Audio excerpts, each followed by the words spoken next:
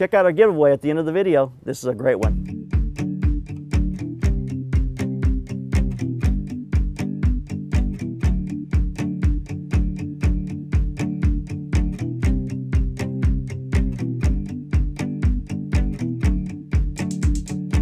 Hi, this is JP Morgan. Today on The Slanted Lens, I'm going to answer a question that was posted to one of our blog posts. The person asked, how do I know when I'm ready to make money in photography or video? I'm going to answer that question with just one word. A person has to have a certain level of confidence before they're ever going to be able to ask people to pay them to take images. So if you're going to have confidence, you've got to do something to be able to gain confidence in your life, in your photographic life, in your video life. There are a lot of things you can do. You can go to an art school. You can take classes or seminars. You can go to WPPI or NAB. You can do the things necessary to be around the industry, to get taught classes and things that'll help you gain confidence. But I know from personal experience, I went to Art Center College of Design, one of the greatest art schools in the United States. I graduated with people who had gone through 4 years of art school, who had had photography training every single day, and they still didn't have the confidence that they could make money in this industry.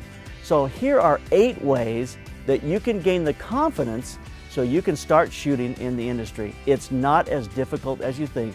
8 ways to gain confidence so you can start shooting and making a living.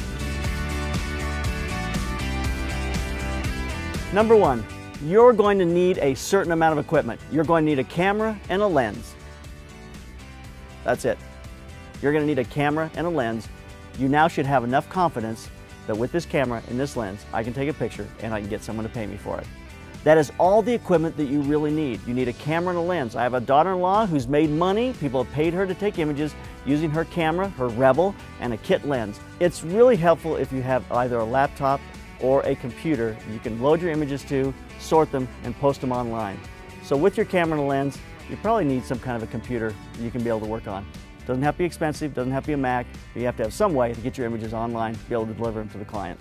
Now you are going to want to add equipment to that, like a great reflector in order to augment the light when you start to work, or strobes, or a slider, or things that it can grow and grow and grow and grow. But you don't have a certain level of equipment you have to achieve before you can actually start to charge money for people. You will start to make money when you are confident that with your camera and your lens, you can now start taking pictures.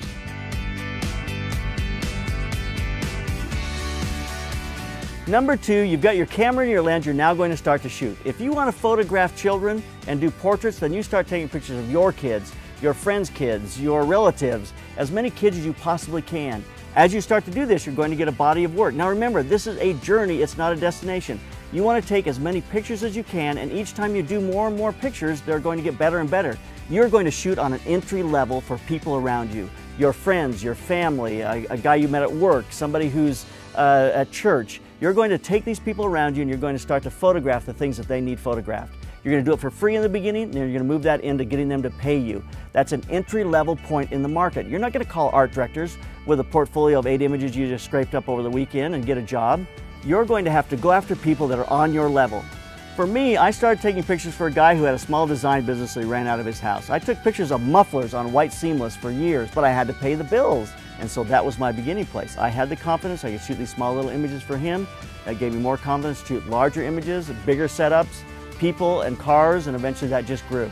You've got to start with people you know, so introduce yourself around.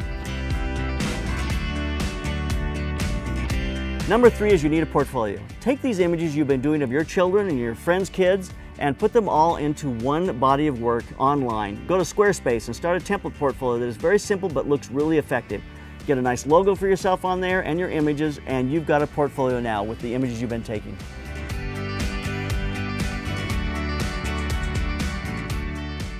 Number 4, don't turn anything down. Don't get this prima donna sense that I can only shoot certain things.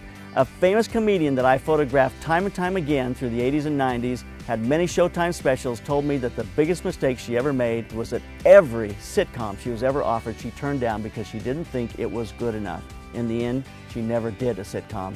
And if I told you her name, you probably wouldn't know who she is. Don't turn anything down. Shoot everything. It grows from there. Number 5, aspire to move up. I did not want to shoot car parts the rest of my life. So I had a portfolio of car parts, and then I had a portfolio of my large set production work. I never showed the two to the same people ever. Car people got the car portfolio, and art directors and the people I really want to do this large set production work with saw my other portfolio. Today, that translates into 2 websites. One for the work that you want to do to make money, and you call that lightning photography. The other is a portfolio of the work that you want to do, and you call that JP Morgan Pictures. Put your name on the one that you want to aspire to. Use a name that is just a generic name for the one that is going to help you make money on your journey. There's nothing wrong with 2 different faces of a company. You can be a high-end commercial shooter and have a wedding photography business that is very, very active and makes a lot of money. And there's no reason you can't have those 2 things, 2 different names, 2 different places, the 2 worlds never meet. Number 6, spend 50% of your time getting work. You know, if you're going to dedicate a few hours a week to this or full time to this, you've got to spend half your time trying to get work. You know, after you check your email, work on your portfolio, clean your cameras, look at the new lenses, check f-stoppers, check the slanted lens, you know, you think you're working on your business, but you're not. So start making calls. The confidence goes up as you start calling people and talking to them, because you'll find out you'll get a good response in that process. On August 21st, we have a free call where you can call in. We're going to give you a daily routine for success. It'll keep you disciplined so you can start making those calls and getting a return and grow your business. Number 7, keep shooting and help the clients that you've gained start to grow with you. In the beginning, you may not charge them very much, but as you continue to shoot for them, you want them to start to grow with you. You want them to start to pay you more and more. As your confidence grows, you want to charge them more for the work you're doing. So they've got to grow with you. Some clients are going to need to be left behind. You're going to have to say, you know what, I'm just not worth the time I spend on this client anymore. I'm going to go out and get more clients, better clients, that'll pay me more money. But know that your clients need to grow with you. You can't leave them at the same place, or you've got to leave them behind. Number 8, find a mentor. Somebody who is further along in this process that will help you to stay on track and to know the things you need to do to grow your business. Join a video or photo club. Introduce yourself to people there. Find the person you connect with that will help you grow your business. The person that when you get a call saying, I need you to shoot 50 people out on the beach with 100 helicopters, you go, no problem, we'll be right there. And you call your mentor going, I have no idea what I'm going to do. Someone can help you get out of binds when you get into those binds. I've had those times when I'm going, I have no clue. But I have people I can call saying, hey, what can I do? How do I make this happen? So get a mentor, someone that you can talk to about the things you do. I know people that have mentors that they share notes once a week going, this is where I'm at, this is what I'm charging, this is what I did this week, what did you do? And they hold themselves accountable to one another. So find a mentor that will help you stay busy, stay focused, and continue to grow. The bottom line is you've just got to get started. You start shooting for people on an entry level, your confidence will grow, your work will grow, and your clientele will grow. Don't wait. So in answer to the question, how do I know when I'm ready to make a living in photography or video? You're ready. Start today. Do not wait. I promise you, you have the ability to do this. You've learned enough, you have enough experience, you've got enough equipment. It's just time to start doing it. So get out there and get started. On September 3rd, we're going to start the Slanted Lens coaching class. You know, we truly are going to give you, in a 16-week course where you call in once a week, we're going to give you all the things that you need to set up your business, to know what things you need to do to grow your business, to understand social media, to understand marketing, to understand a daily routine, to be able to make your business grow. I promise you, join our business coaching class, and by January 1, you'll be making a living in this industry.